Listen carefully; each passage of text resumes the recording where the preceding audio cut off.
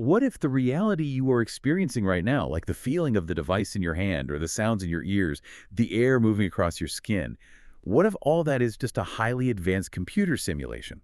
I mean, it is a wild, slightly terrifying thought, honestly. Right, it totally is. But to figure out if it's, more than just a thought experiment, we are pulling together a really massive stack of sources for this deep dive. Yeah, we're looking at everything today, from cutting-edge quantum physics and perceptual psychology, all the way to the cultural history of the 1999 film The Matrix. Because our goal here is to unpack whether the universe is actually computable, you know, like why our brains are so easily tricked by illusions and how a gritty 90s sci-fi movie perfectly predicted our modern anxieties, decades before they even happened. What's fascinating here is how this massive, sprawling debate, which spans physics and philosophy, can actually be grounded in a single brilliant line of dialogue from that movie. Oh, the Morpheus line. Exactly. You look at the character Morpheus explaining this simulated reality to Neo. He asks, what is real? If you're talking about what you can feel, smell, taste, and see, then real is simply electrical signals interpreted by your brain. Which is just, it's so heavy. It works so well because it takes this overwhelming sense of existential dread and boils it down to an inescapable biological mechanism. I mean, your brain is locked inside a dark, silent vault of bone. Yeah, your skull. Right. It has never actually seen the outside world. It only knows what electrical impulses travel up your nervous system. Okay, let's unpack this. Yeah. Because before we try to break the laws of physics and look for actual, literal computer code in the universe, Which we will get to. we will. But Right. first, we have to look at why The Matrix primed us to even ask these questions. This film was a cultural earthquake. Oh, absolutely. It wasn't just groundbreaking visual effects and, slow-motion bullet dodging. It functioned almost as a documentary of the 90s zeitgeist and our whole collision with the digital age. To really appreciate the impact of that narrative, we have to trace the cultural buildup that kind of paved the way for it. Because if you look at mainstream science fiction in the mid-20th century, it was overwhelmingly optimistic. Like flying cars and shiny spacesuits. Exactly. It promised us this bright, shiny future. But by the 1980s, that optimism really curdled into the cyberpunk genre. You had Ridley Scott's Blade Runner in 1982 depicting a gritty, neon-soaked Los Angeles completely dominated by ruthless megacorporations. Right, very dystopian. And then 2 years later, William Gibson publishes Neuromancer, which is a novel that literally coined the term cyberspace. It painted this picture of hackers jacking their brains directly into a global data matrix. And running parallel to that Western shift, you have this massive, profound influence coming from Japanese anime. The sources highlight films like Akira in 1988 and Ghost in the Shell in 1995. Masterpieces, yeah. They weren't just action movies. They were incredibly dense philosophical explorations of consciousness, asking, what happens to the human soul when you augment the body with machinery? Right, exploring the terror of humanity losing control of its own AI long before Hollywood really touched the subject. Exact. So you put all those artistic influences into the cultural blender of the late 1990s, and you get a society dealing with intense whiplash. Oh, for sure. The source material draws a brilliant contrast here. On one side, you had the grunge music movement. Bands like Nirvana dominating the airwaves by violently pushing back against manufactured, highly polished pop culture. They were screaming for raw, unfiltered authenticity. While on the exact opposite side, you had the explosive, almost terrifying rise of the internet. Yes. Tim Berners-Lee invents the World Wide Web, and suddenly the entire globe is connected. But with that connection came this creeping paranoia. I mean, it culminated in the fear of the Y2K bug. Oh man, Y2K. Billions of people were genuinely terrified that because we had outsourced our infrastructure to machines, a simple calendar glitch in a computer's code could literally end civilization. The Matrix capitalized on that exact terror, but it elevated it by weaving in these ancient mythological frameworks. Yes. I was actually poring over the source transcripts from Lawrence Fishburne's interview on Star Talk. He mentioned that when he read the script, he understood it instantly. Which says a lot, considering how weird the script was. Right, but this is a guy who lied about his age at 14 to get cast in Apocalypse Now. He deeply understands how subversive art challenges reality. And he pointed out the wild religious allegories baked into the film's DNA that just completely hide in plain sight. The script is a masterclass in modern mythology. Fishburne breaks down the character names to show this. Neo is an anagram for the One, positioning him clearly as a messianic Christ figure. Yep. You have Cypher, the crew member who betrays them for a steak dinner, representing Judas. Trinity operates as a protector and a Mary Magdalene figure, grounding the Messiah in human love. And Morpheus himself is essentially John the Baptist, the true believer wandering the desert of the real, preparing the way for the Savior. The attention to detail is staggering. It really is.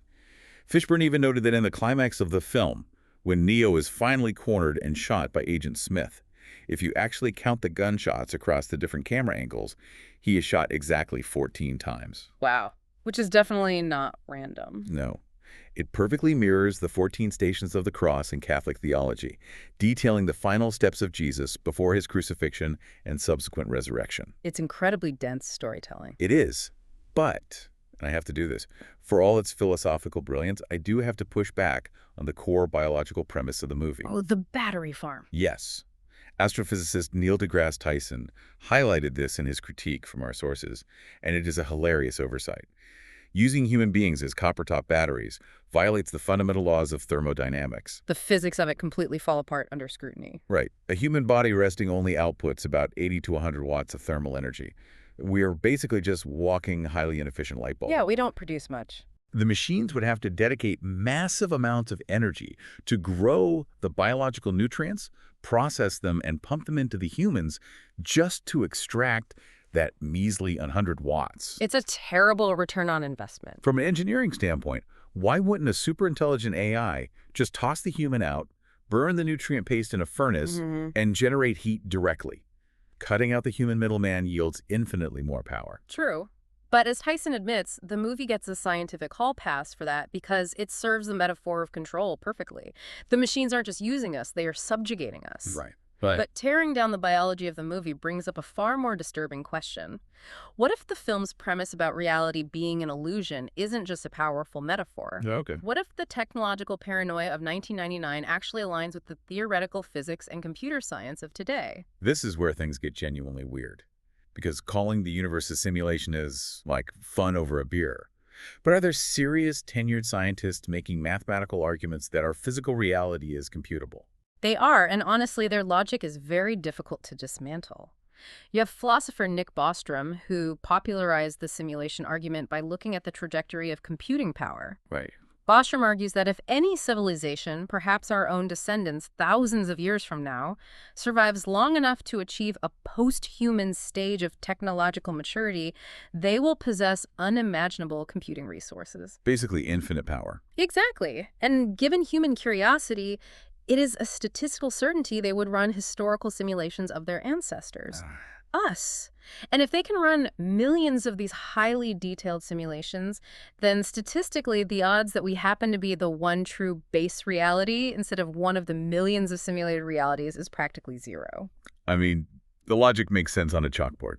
But let's talk about the hardware. How do you actually program a universe? That's the big question. Think about the sheer volume of data required to simulate 7 billion conscious minds. You know, the weather patterns over the Pacific Ocean, the texture of the fabric you're wearing right now, and the billions of galaxies observable through a telescope. It's too much data. Wouldn't the ultimate supercomputer just melt down trying to render all of that simultaneously? Well, not if it uses the exact same software architecture we use in modern video games. Okay.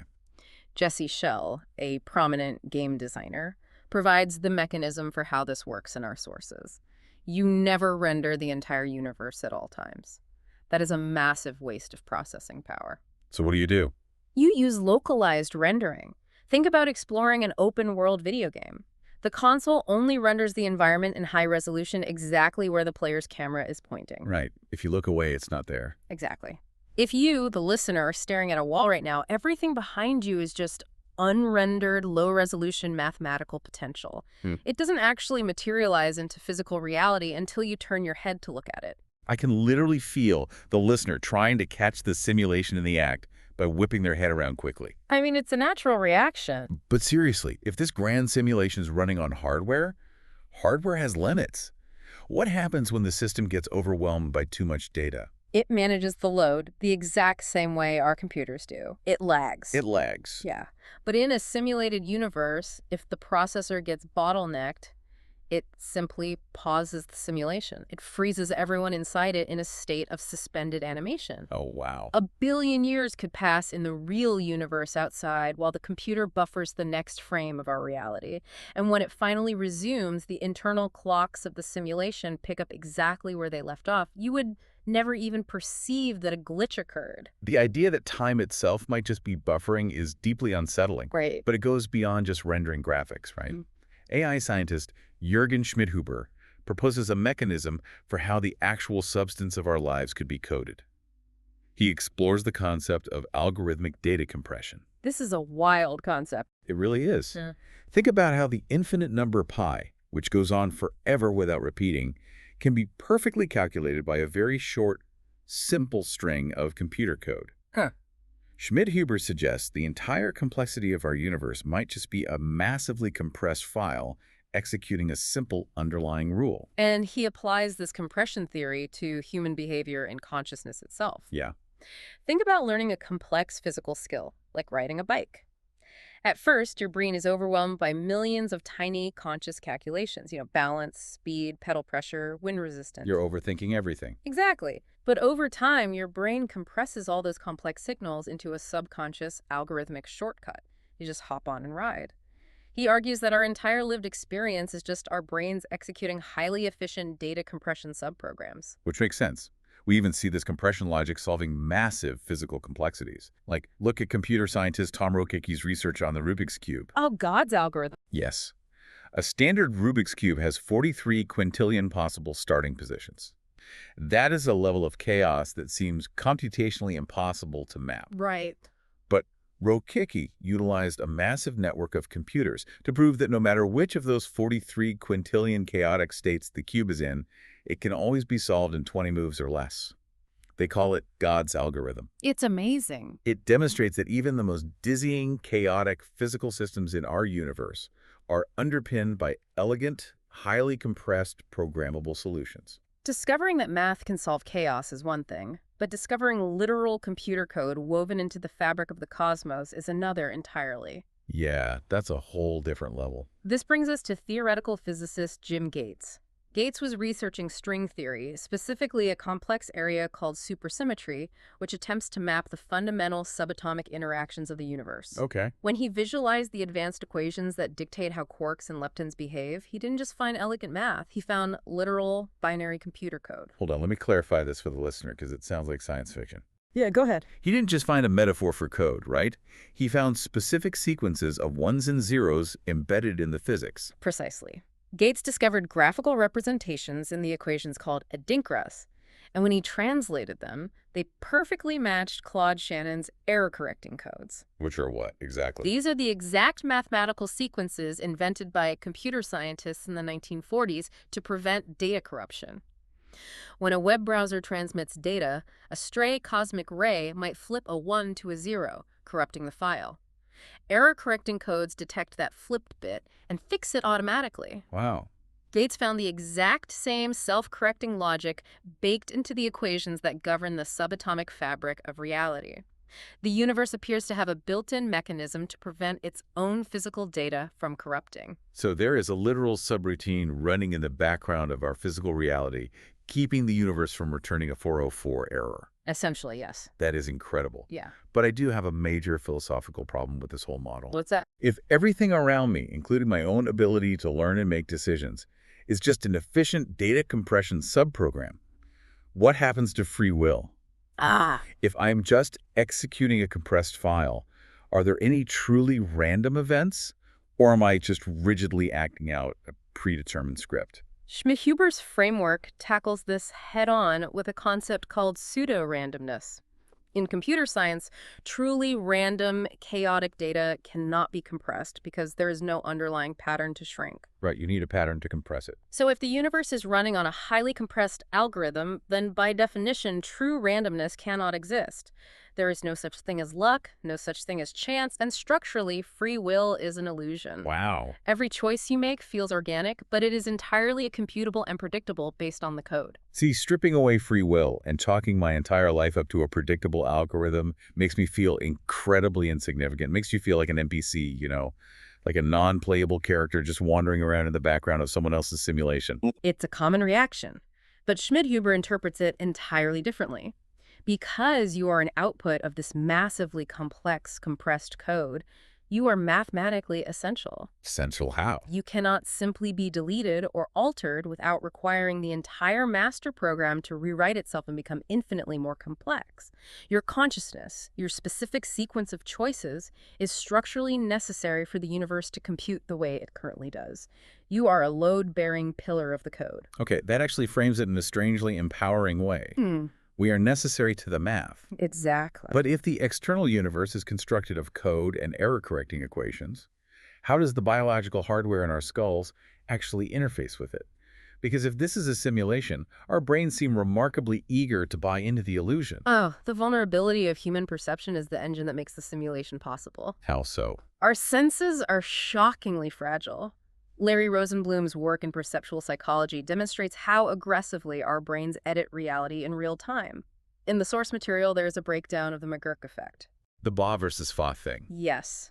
A subject watches a video of a person making the sound ba, ba, Right. ba. Then the audio remains exactly the same, but the video is swapped to show lips forming the sound fa, fa, fa. Right. Even though the acoustic wave hitting the eardrum is undeniably ba, the brain decides the visual data is more trustworthy. It actively overrides the auditory signal, and the subject literally hears the sound fa. The brain encounters conflicting data and simply hallucinates a compromise to keep the illusion seamless. Exactly. And it isn't just audio either. Charles Foucault's research on invisible light proves how much of the physical world we are completely blind to. Oh, the ultraviolet spectrum. Right. When you look through instruments that detect infrared or ultraviolet light, a massively complex, entirely different physical reality is revealed. Foucault notes that we are blind to it because evolution didn't design the eye to act as a perfect scientific instrument. Evolution is just a survival algorithm. Exactly. It only programmed us to perceive the tiny specific fraction of reality required to find food and avoid predators. We simply didn't need to see the ultraviolet spectrum to run away from a tiger. Right. It makes human perception feel like walking through the world, looking through a tiny cardboard paper towel tube. That's a great way to put it. You peer through this little cylinder and think, wow, look at all this reality. This tiny circle of vision is the entire universe. Meanwhile, you are completely oblivious to the 99% of the room happening just outside the edges of the cardboard. The cardboard tube is a brilliant analogy. And when you shrink that tube down to the subatomic level, the whole concept of a solid physical reality collapses entirely. Here's where it gets really interesting. Physicist David Tong illustrates how the rules of common sense violently break down in quantum mechanics. At the smallest levels, particles like electrons act like magic. They don't behave like physical objects. No. In the famous double-slit experiments, an electron behaves as a fuzzy wave of infinite probabilities when it is moving unobserved, but the exact microsecond a scientist measures it, that wave collapses into a solid, defined particle. Which sounds exactly like Jesse Schell's video game rendering engine. The particle is just empty, unrendered potential until the player points the camera at it and forces the system to render it as a solid object. The parallels are striking. And this mechanical quirk of quantum physics leads to perhaps the most mind-bending concept in our sources, the holographic principle. Oh boy. This theory originates in the mathematics of black holes. Physicists calculating the entropy of a black hole realize that all the information swallowed by the black hole isn't stored in its three-dimensional volume. Okay, where is it? It is mathematically encoded on its two-dimensional surface area, the event horizon. And theoretical physicists suggest this mathematical rule might scale up to govern the entire universe. Let me make sure I'm grasping the scale of this. The theory proposes that the fundamental base reality of our universe isn't a 3D space at all. It is a flat, two-dimensional boundary of quantum information at the edge of the cosmos. Everything we interact with, the chair we sit in, the stars, our own physical bodies, is just a three-dimensional holographic projection generated by that 2D data. That is the exact mathematical proposition, yes. We are right back to Plato's cave. We really are. Over 2,000 years ago, Plato described humanity as prisoners chained in a cave, staring at a blank wall. Behind them is a fire, and objects pass in front of the fire, casting flat, two-dimensional shadows on the wall. And the prisoners think that's reality. Exactly. The prisoners spend their entire lives looking at the shadows, convinced that the flat projections are the real physical world, completely oblivious to the complex reality generating them. Except, in this modern holographic physics model, the flat 2D information is the actual reality, and our rich 3D universe is the illusion. The philosophical symmetry is breathtaking. But if the physical environment is just a projection of data, it forces us to radically reevaluate biology. If matter is just code, can living organisms be programmed the same way we write software? And fundamentally, how does subjective emotional consciousness emerge from a programmed system? Well, bioengineers are already abandoning the idea of biology as messy chemistry and treating it strictly as code. Adam Arkin is a bioengineer who views cellular structures as programmable hardware. A cytoengineer. Right. Instead of just splicing a single gene to change a trait, he programs DNA like you would write logic gates in Python. He envisions hacking the structural rules of nature to build complex, multicellular machines from scratch. In the sources, he details the concept of growing a living bicycle. The mechanics of a living bicycle are staggering to conceptualize. You aren't building it with wrenches. You are programming DNA instruction sets so that millions of individual cells communicate, differentiate, and self-organize. Wild. Certain cells form rigid bone-like structures for the frame. Others form elastic, muscle-like tissues for the tires. Every cell executes a specialized subroutine, communicating with the network to operate as a cohesive vehicle. But if we can hack biology to build a living machine, we hit a massive ethical and philosophical wall. Does that machine have a mind? Can we mathematically prove whether an engineered system is conscious? That's the million-dollar question. Neuroscientist Melanie Biley's research provides a framework for this. She utilizes a complex mathematical formula to calculate the integrated information within a system. Essentially, it measures how intensely the different parts of a neural network share information with each other. A system that is highly integrated and cannot be reduced to its individual parts produces a number called phi. And what makes Bowley's phi value so revolutionary is that it proves consciousness isn't a magical on or off switch exclusive to humans. Right, it's not just us. It is a mathematical spectrum. The human cerebral cortex, with its trillions of constantly firing interconnected synapses, generates a massive phi value.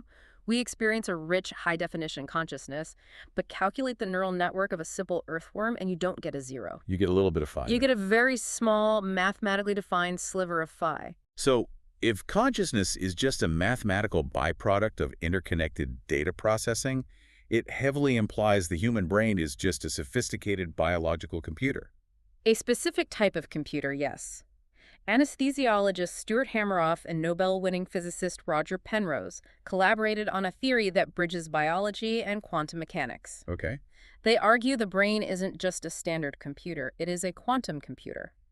Inside every neuron in your brain, there are microscopic structural tubes called microtubules. They act like the scaffolding of the cell. Right, microtubules. Hameroff and Penrose discovered that these microtubules possess the exact structural geometry required to shield quantum information from the noisy, warm environment of the brain, allowing them to maintain quantum coherence.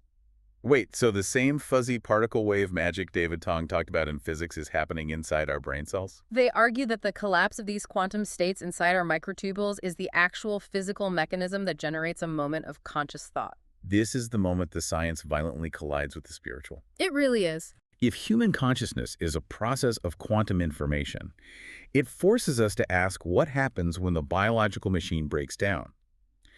Hameroff proposes that because quantum information is subject to entanglement, the data inside our microtubules is inherently connected to the quantum fabric of the universe itself. Yes.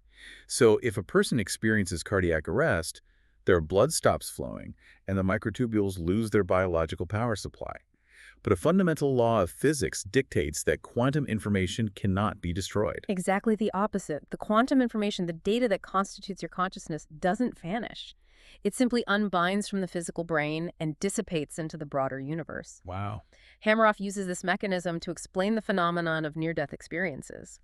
If medical staff manage to restart the heart, that dispersed quantum information coalesces and snaps back into the microtubules, and the patient wakes up reporting visions of floating or traveling toward a light. But if the patient isn't revived, that highly structured quantum information that was you continues to exist indefinitely, woven into the fabric of the cosmos.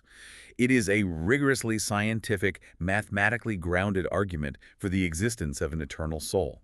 Pulling these threads together reveals an awe-inspiring pattern. Let's look at the holographic principle again. It argues the entire universe is generated by two-dimensional quantum information encoded on a cosmic boundary. Right. Then look at Hameroff and Penrose. They argue human consciousness is generated by quantum information processing inside our cells. The macro and the micro perfectly align.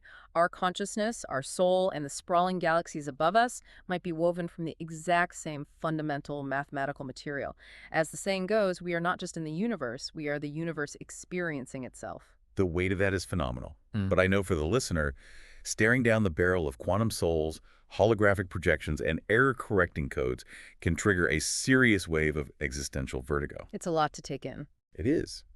Are we just strings of code running in a void? To counter that dread, philosopher Jan Vesterhoff offers a wonderfully pragmatic, comforting logic. He addresses the simulation argument by saying, let's assume it's true. Let's assume there's a massive statistical probability we're living inside a rendered simulation. His response is basically, so what? I love that. If you go to a simulated bakery, buy a dream cake with dream money, and eat it, the cake still tastes incredible. The internal reality of the system is what matters. The rules of physics, whether they are coded or biological, still govern your experience. Actions carry profound consequences. Empathy still matters. Causes produce effects. Right. Even if this entire universe is running on a hard drive in a post-human laboratory, the pain you feel is real and the joy you experience is real to you. It's a great anchor. But as we wrap up this deep dive, we need to bring this back to our immediate reality. We started by exploring how the Matrix weaponized our anxieties about the dawn of the digital age. Looking at the cultural landscape today, we aren't just fearing the movie. We might be actively engineering it. The social philosopher John Baudrillard mapped this out years before the internet reached its current form.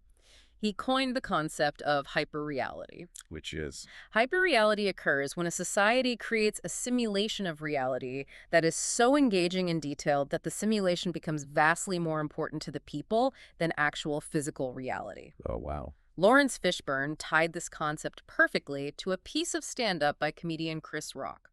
Rock observed that when you meet someone on a first date, you aren't actually meeting the real, flawed human being. You are meeting their highly polished representative.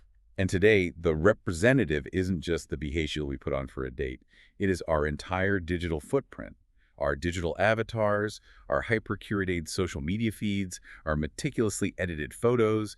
These hyper-real identities dictate our social standing, our careers, and our self-worth. We invest exponentially more emotional energy into maintaining our digital ghosts than we do our physical bodies. We are voluntarily migrating our consciousness into a digital construct. And as we upload our lives, we feed an unimaginably massive surveillance apparatus. The sources detail the work of data expert Richard Janikowski in Memphis, developing a predictive algorithm called Blue Crush. Yeah, this is intense. By ingesting staggering amounts of seemingly unrelated data weather patterns, historical incidents, economic demographics, and social habits, the algorithm became capable of accurately predicting human behavior. It forecasted where and when complex crimes would occur before the criminals even made the conscious choice to act. Law enforcement deployed units based on this algorithmic foresight, successfully altering the future. Which proves Jürgen Schmidhuber right.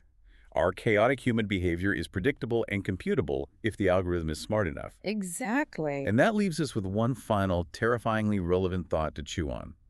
Look at the device sitting in your hand or your pocket right now. We spend so much time debating Bostrom's theories, worrying that some advanced alien civilization or rogue AI will eventually conquer humanity and force us into a digital prison. But look at the tech monopolies hoarding our data. Look at the algorithms currently dictating your purchasing habits, your political views, and your dopamine levels. Look at how desperately we cling to our curated, hyper-real online lives. Are we really waiting for a sci-fi villain to build the Matrix? Or are we actively, enthusiastically coding the simulation ourselves and cheerfully plugging the cable into the back of our own necks? That's a question that'll keep you up at night. Thanks for taking this deep dive with us. Keep questioning the code.